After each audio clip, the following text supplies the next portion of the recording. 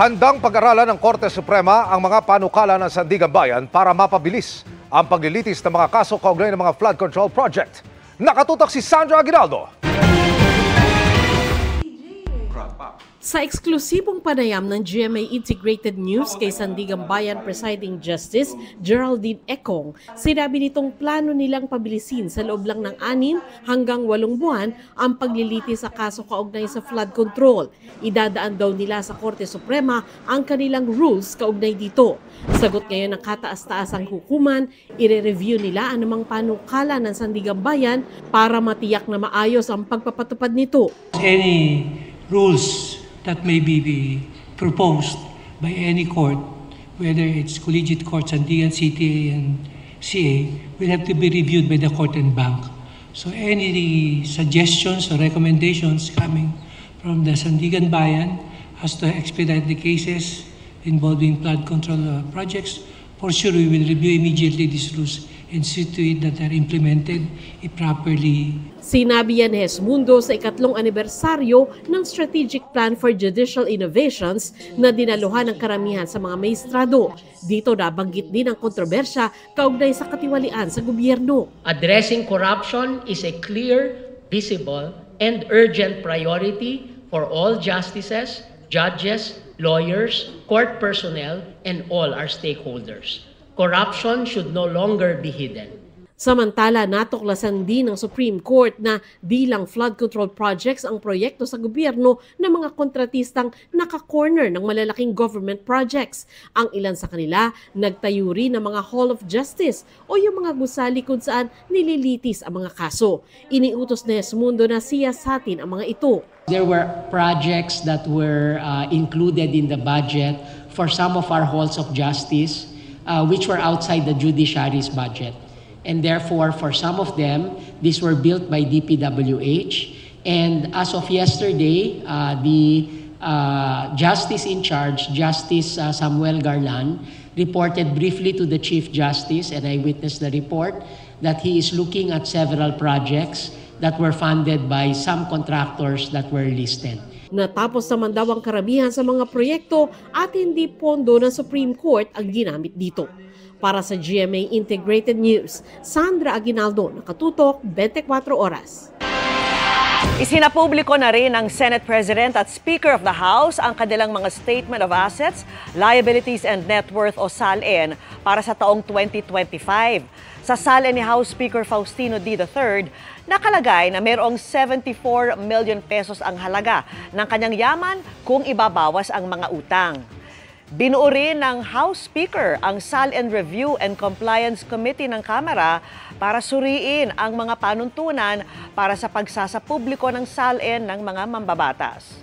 Sa SALN naman ni Senate President Tito Soto, nakasaad na mahigit 188 million pesos ang kanyang yaman kung ibabawas ang mga utang. 244 million pesos naman ang kay Senador Robin Padilla. Huli sa Caloocan ang isang babaeng online bugaw umano. Ayon sa mga otoridad, mahigit 30 menor de edad ang itinampok niya sa malalaswang live show para sa mga dayuhan. Nakatutok si John Consulta.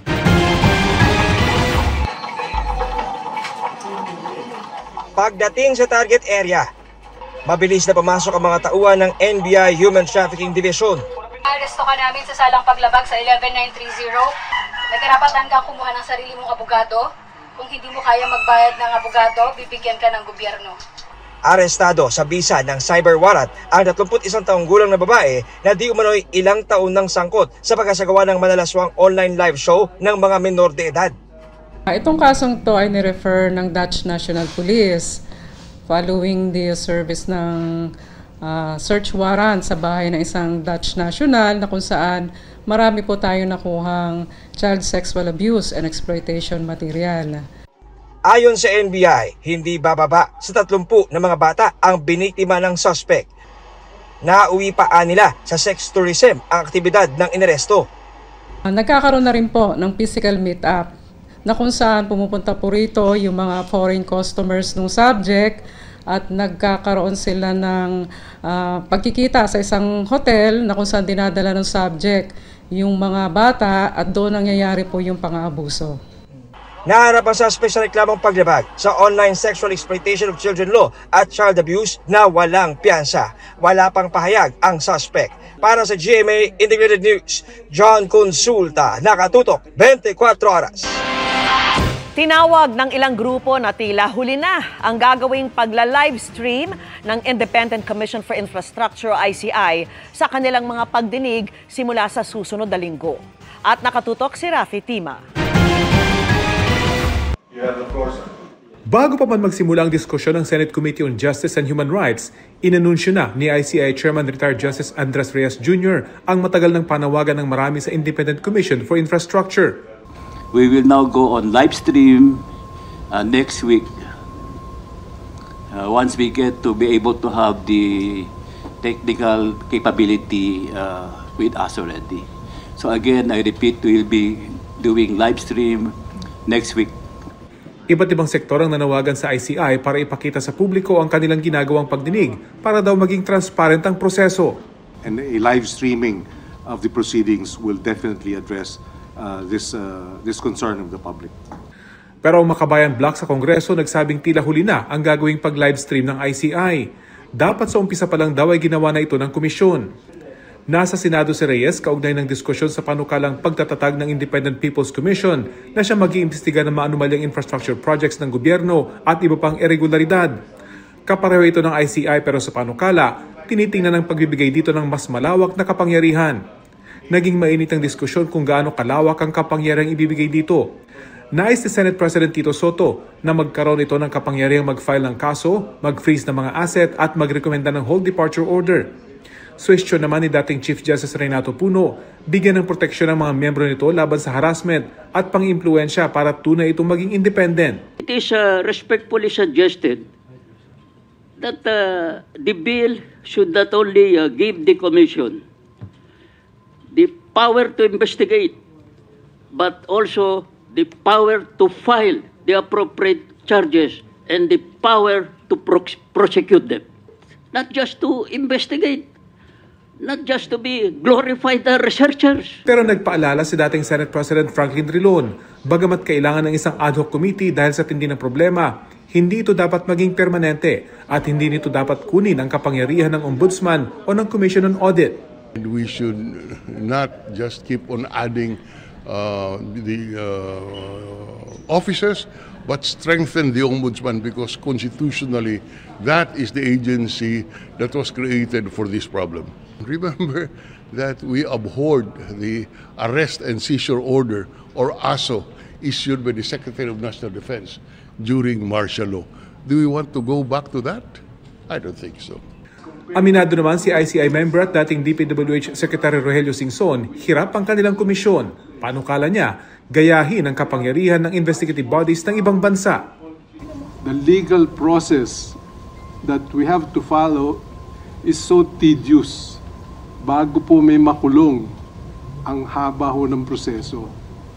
As compared, you may want to consider, as compared to the two gold standards of anti-corruption, which is the ICAC of Hong Kong and the CPIB of Singapore. Para sa GMA Integrated News, Rafi Tima, nakatutok, 24 oras. Gustong tapyasan ng Senado ang budget ng DPWH. Payag din ang Senado na buksan ng bicameral conference sa sinumang interesadong dumalo at i-livestream ito. Nakatutok si Maki Pulido. Matagal ng kalakaran tuwing bicameral conference para sa national budget na tanging mga kongresista at senador na miyembro ng bicameral committee lang ang pwedeng dumalo. Sarado sa publiko, walang live stream at media ang bicam conference kung saan pinag-iisa ang magkaibang Congress at Senate version ng budget ang huling yugto ng proseso bago lagdaan ng Pangulo ang national budget. Lumabas din sa mga pagdinig ng Kamara at Senado na ang puntong ito ang isa sa mga pagkakataon kung kailan pwedeng magsingit ng pondo para sa mga flood control project. Kaya matagal nang nangangalampag ang ilang civil society groups para buksan sa publiko ang bicameral conference. Payag ang Senado na i-live stream ito ayon kay Senate President Tito Soto at buksan sa kahit sinong interesadong dumalo. May nakahain namang resolusyon sa Kongreso na payagan ang pag-live stream ng bicam. Ayon na rin sana ni Soto Soto sa mga dating pinagdarausan nito tulad sa mga function room ng mga 5-star hotel. Ayoko na. Nagbili na ako kahapon sa Senate Secretariat. PICC. De gobyerno may-ari. Dagdag ni Soto, sa BICAM na rin posibleng pagtalunan ng Senado at Kongreso ang unprogrammed appropriations at budget ng DPWH. Gusto ng Senado na tanggalin sa unprogrammed appropriation ang mga ayuda program at isailalim sa mismong departamentong namimigay nito, halimbawa DSWD. Gusto ring tapyasan ng Senado ng aabot sa 15% ang budget ng DPWH. Based doon sa mga testimony ng mga DPWH employees or officials na sinasabi nila na talagang overpriced sila. Ginagawa nila, hinahayaan nilang overpriced kasi para dun sa mga proponent. Para sa People's Budget Coalition, dapat wala ni isang unprogrammed appropriation. Sa halip, gawin na lang mga line items sa ilalim ng mga departamento ang mga nakalista dyan para may transparency at madaling mamonitor. Sang-ayon din ang koalisyon sa pagtanggal ng mga ayuda program sa unprogrammed appropriation dahil nagagamit ito ng mga politiko. And then the patron is the politician. Nagka-create siya ng dependency because nagbibigay siya ng ayuda in exchange for the vote. And kaya marami tayong naririnig na binibigay lang naman yung ayuda kapag malapit yung eleksyon o kaya may kapalit po ito. Sa November 10 naman, inaasahang babalik na si Senator Ping Lacson bilang chairperson ng Senate Blue Ribbon Committee. Dati nang sinabi ni Lacson na kung bumalik siya ay baka matanggal bilang Senate President si Soto. Pero sabi ni Soto, wala nang ganitong namumuong eksena, pero kung matanggal man daw siya, okay lang. Maraming dapat pang asikasuhin yung Blue Ribbon. Hindi kailangan ma-confine lang sa flood control at saka sa Bulacan lang. Oh, yes. Kaya nga, it should be encompassing. Para sa GMA Integrated News, Maki Pulido, nakatutok, 24 oras. Magandang gabi mga kapuso. Ako po ang inyong Kuya Kim na magbibigay sa inyo ng trivia sa likod ng mga trending na balita. Nagulat ang buong mundo sa nangyaring pagdanakaw sa isa sa pinakasikat na atraksyon sa Paris, France, ang Louvre Museum. Dahil dito, sinarap ang samantalang museo sa publiko at kabilang sa mga hindi nakapasok ang ilan nating kababayan. Ang museong ito, tahanan ng ilan sa pinakamahalagang likhang sining sa kasaysayan. Kaya dinarayo ito ng milyong-milyong bisita kada taon. Ito ang Louvre Museum sa Paris, France. Ang kababayan nating si Melinda, nakasalukuyang bumabiyahe ngayon sa Europa. Hindi pinalagpas na mabisita ito. Target ko talagang pupunta dun sa museum na yon. Hello guys! Andito tayo ngayon sa The Louvre Pyramid dito sa Paris. Pero pagpunta niya raw sa Louvre nitong Lunes, ang mga turista hindi pinapasok. Ang daming turista dito sa labas. Bawal kasing pumasok sa loob dahil nga may incident na nangyari dito sa The Louvre. Isang araw kasi bago kanyang pagbisita ang museo, nilooban. And when I went there, bawal palang pumasok kasi nga daw may nanakaw. So, nag-observe lang ako dun sa place. I'm glad to see this sa sarili kong mga mata, but at the same time, I'm sad na may nawalang artifact. Personally, hindi naman ako disappointed kasi nga naintindihan natin yung security. But at the same time, I was sad kasi nga sana maibalik na yung mga nanakaw. Ayon sa mga otoridad, ang 4 na suspect gumamit ng power tools para makapuslit sa museo. Kabilang sa mga natangay na mga ito, ang tiara ng asawa ni Napoleon III na si Empress Eugenie, ang emerald na hikaw at kwintas ni Empress Marie-Louise, ang tiara, kwintas at isang hikaw na pagbabay-ari ni na Queen Marie-Amélie at Queen Hortense, at ang pinansagang reliquary brooch. According doon sa estimate ng curator, to 88 million euros or $102 million.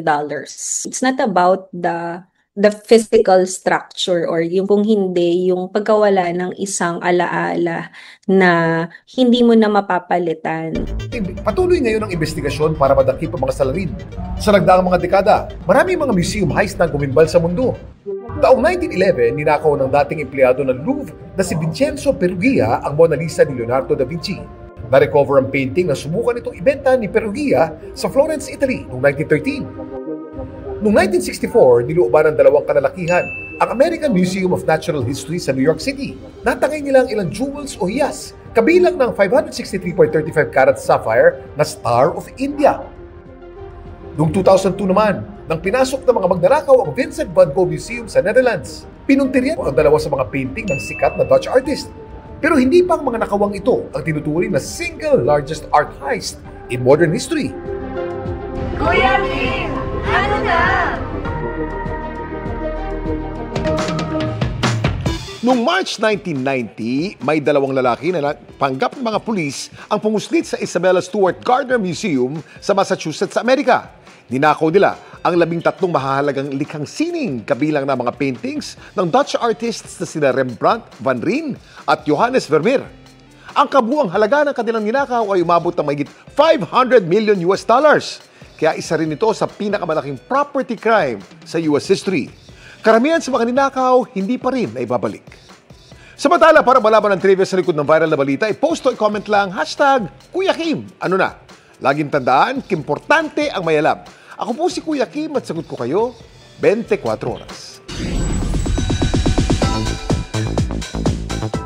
Avisala Mr. Hara Perena, nadurog ang puso ng buong Encantadix sa sakripisyong ginawa ng Ashley ng bayan para iligtas si Sangretera. At marami pang dapat abangan mamaya. Makichika kay Aubrey Carampel.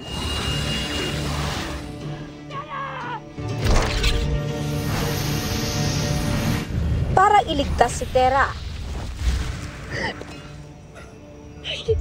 sinalag ni Perena ang pagtama ng pana ni Olgana sa kanyang hadiya. Anak,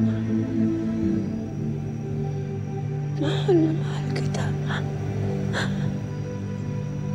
Cordio. Ada nangako ko sa akin. Ada nangako ko sa akin na hindi na tayo maghiwalay muli, Tera! Tera! Sinubukan pa siyang pagalingin ni Tera gamit ang brilyante ng lupa. Brilyante ng lupa! Sinutusin kita pagalingan mo si Ashley Perena! Pero huli na ang lahat dahil sinundo na ng mga retre ang hara ng Hatoria. Labis ang paghihinagpis ng anak niyang si Flamara. Patala ka, Fred! Bakit mo pinabayaan ang anak? Maraming Encantadix ang nadurog ang puso para sa OG Sangre ng Apoy. Kahanga-hanga raw ang naging character development ni Perena mula sa pagiging isang sakim na sangre, naging mapagmahal na Ada at Ashti, hanggang sa pagsasakripisyo ng kanyang sariling buhay. Si Glyza De Castro idinaan sa social media post ang pagbibigay pugay sa kanyang karakter at pamamaalam. Sa comments, marami ang heartbroken sa panibagong karakter na namaalam sa Encantadia.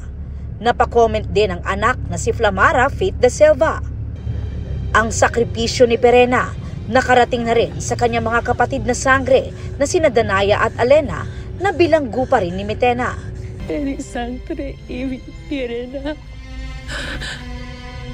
Naiintindihan daw ni Gabby Garcia na maraming Encantadix ang affected sa pagkamatay ni Perena. And I feel for them, diba?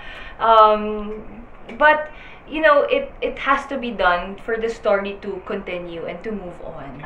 So, marami pa ibang mangyayari. For sure, I mean, the news anchors are really doing well. And I really wish them all the best kasi maganda yung feedback sa kanila. Sa episode mamaya, bibigyang pugay ang hara ng Hatoria na ang kaluluwa ay sasalubungin naman sa Devas.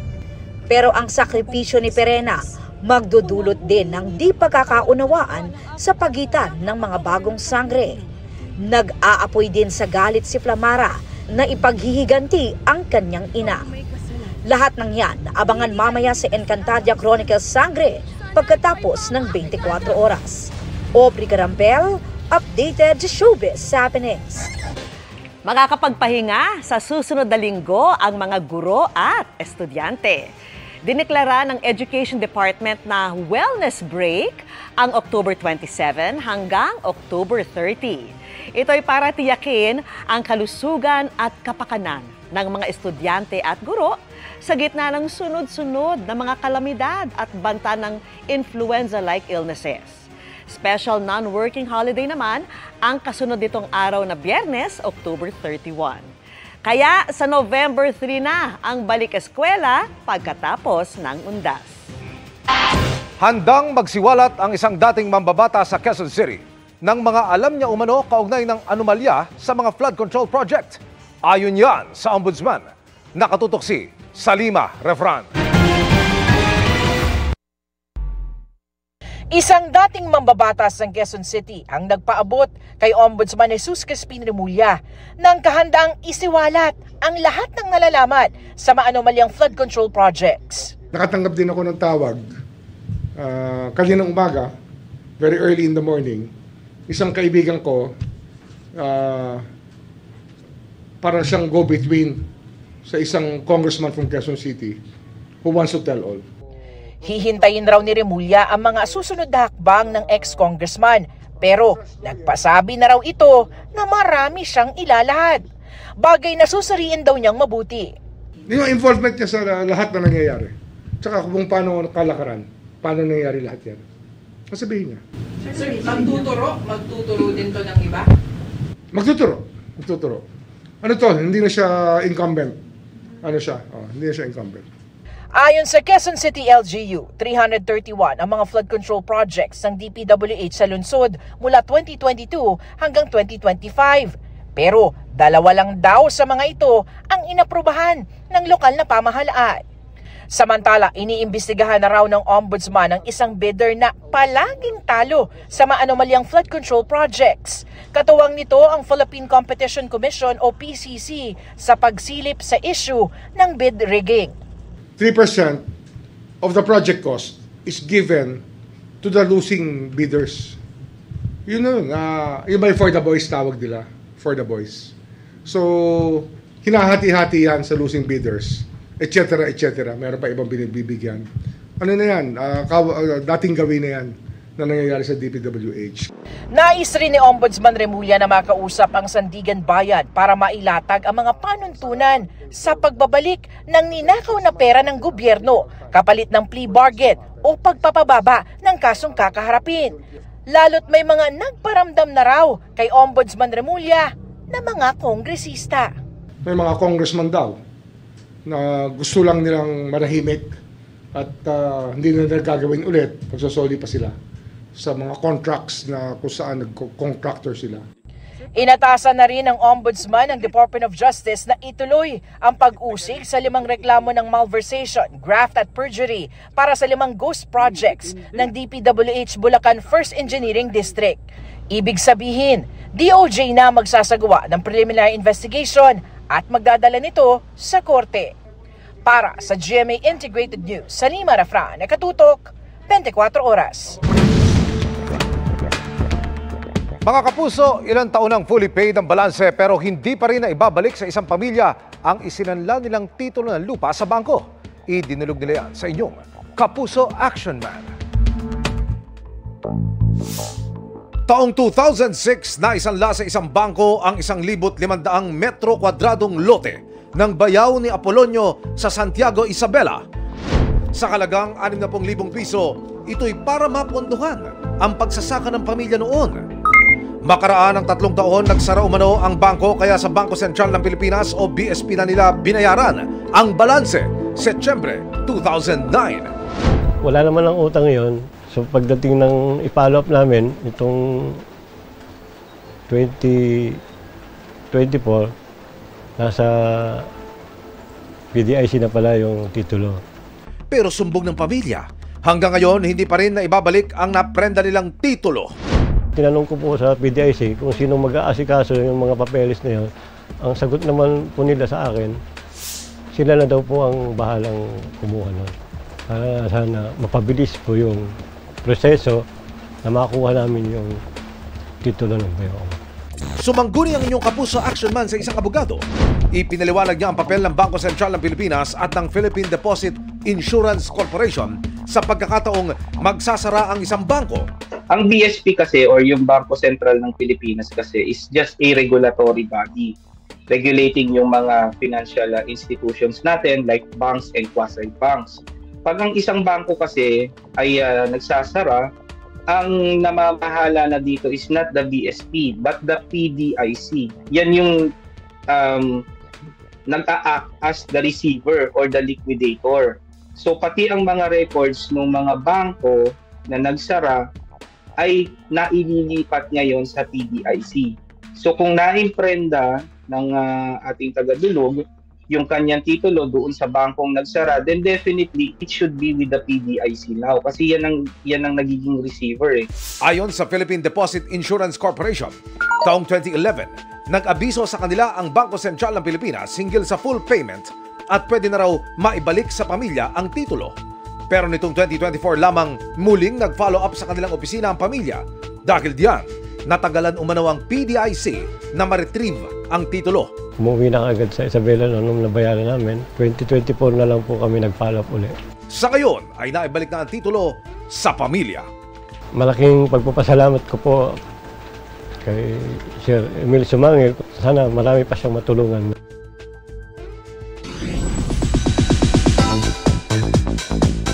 Tuloy-tuloy ang ating pag-reveal sa mga bagong housemates ng Pinoy Big Brother Celebrity Collab Edition 2.0. Ang dalawang aming ipapakilala parehong may gustong patunayan sa loob ng bahay ni Kuya. Makichika live all the way from the PBB house kay Nelson Canlas. Nelson? Iya, it's time para eksklusibo nating kilalanin ang next pair of housemates na sasabak sa Pinoy Big Brother Celebrity Collab Edition 2.0.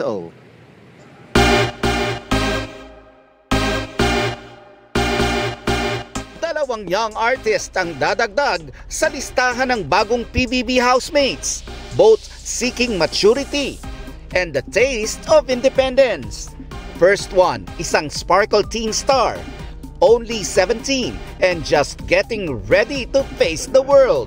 Mas pinili niya raw ang reality competition over a project na pagbibidahan sana niya sa GMA. Meet Princess Aliyah. Once in a lifetime opportunity lang po ito. Anong meron ng PBB? Bakit ito yung pinili mo? Kasi lead role na yun. Pwedeng sumikat ka na doon, ha? Kaya nga. Well, nung una po tinanong ako ni Mom, sabi ko, sure ka ba? Kasi pag nag-PBB ka, hindi mo alam, baka mabash ka, di ba, sa loob. And hindi mo alam kung ano nangyayari sa labas eh. Parang mas nag-take ako ng risk kasi hindi talaga ako risk taker. Parang mas gusto ko mag-play safe. Sabi ko, bago ako mag-18, gusto ko makatry something exciting. Homeschooled since elementary days at tanging ang small family lang niya ang kanyang kasama. Kaya niya to make friends with girls and there's something she wishes to overcome. Kasi ilang ako medyo sa boys since hindi nga ako nag-i-school and palagi ko lang kasama yung parents ko. Wala kang brother kasi? Wala po. Sister lang din. So, hindi ako exposed sa mga ka-edad kong boys. So, medyo awkward ako. So, yun. Siguro sana ma-develop ko na makipag-usap din, makipag-friends din sa kanila and walang ilangan. Pero ang mahigpit daw na bilin sa kanya ng kanyang mommy. Huwag ka mai-inlove sa loob, ha? Huwag ka mai-inlove sa loob, ha? Meron tayong promise. Bawal muna mag-boyfriend. Unahin muna career. Ready na nga siya to make friends, pero paano kaya ang drama na haharapin niya sa loob ng bahay? Sana naman wala. Yun nga po yung gusto ko sanang iwasan. Pero hindi ko may iwasan. Mga drama, mga away-away.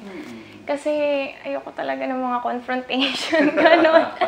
Pero feeling ko mapapasabak ako doon.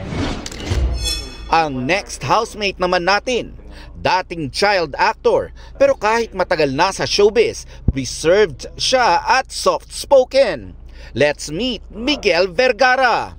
Kakayanin kaya niya ang demands at ingay sa loob ng bahay ni Kuya?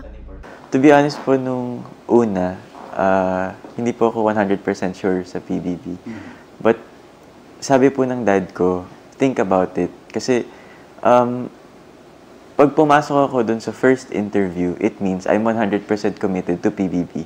New experience naman po, and I get to meet new people. So that intrigued me a lot po. So I said yes. Ngayong desedido na siya, may babaunin din si Miguel sa kanyang journey sa loob ng bahay ni Kuya. Just my lola's rosary po. My lola passed away po kasi parang 3 years ago. So dinadala ko po yung rosary niya. Dadali mo sa bahay ni Kuya? Yes po. Every birthday po ng lola ko, there's always parang a white or yellow butterfly. Before I left for PBB, there was a yellow butterfly po that parang nung despedida po namin. So, I think good luck sa akin ng lola ko. But don't let his shy demeanor fool you. I am very competitive po. And yes, I'm competitive kasi I play tennis po. So I think yung competitiveness ko mapapasok sa loob. Sa emotional side naman po, I also like listening to stories. I like listening to people. I think that's one quality that I think will help inside the house. Ano sa tingin mo yung magiging mahirap para sa'yo sa pagpasok mo sa bahay ni Kuya? Mahirap. Hindi po ako marunong gawaing bahay. But no, I know how, but I'm not good at it po. So I think that's gonna be hard. Tapos yung syempre, pakikisama po. Syempre kailangan po makisama. And I'll just be myself po inside the house. And I'll just have fun. Kapwa may gustong baguhin sa sarili sina Princess at Miguel. At sana ang bahay ni Kuya raw ang maging daan para sa kanilang pag-mature.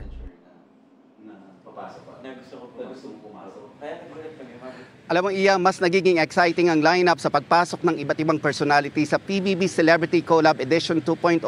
Bukas, exclusive nyo na namang makikilala ang dalawa pang housemates. Dito lang po yan sa 24 oras. Balik sa'yo, Iya. Maraming salamat, Nelson Canlas.